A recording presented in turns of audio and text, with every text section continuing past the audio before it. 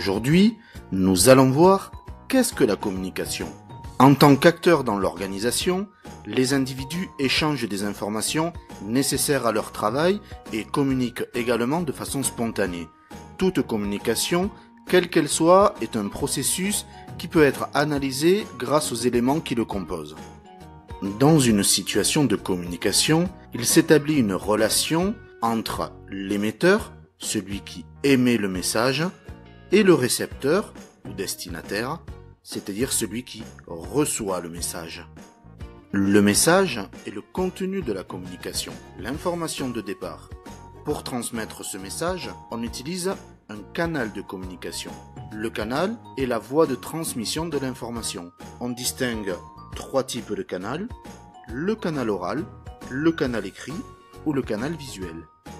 Le récepteur peut réagir au sujet du message qu'il a reçu. On appelle cela le feedback. Le feedback permet de s'assurer de la bonne compréhension du message par le récepteur. Certains éléments peuvent venir perturber la communication. C'est ce qu'on appelle les bruits. Une situation de communication a lieu dans un contexte. Le contexte de la communication englobe plusieurs éléments qui ont un impact sur la relation. Le premier élément est le territoire. Le territoire désigne le lieu, l'espace dans lequel se déroule la communication. Le second élément est le temps.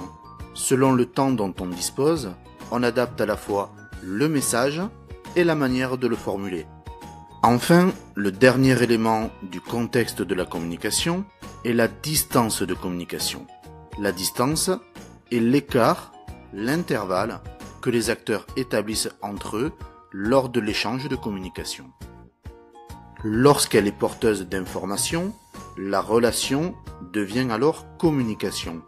Celle-ci peut prendre différentes formes. Elle peut être formelle ou informelle.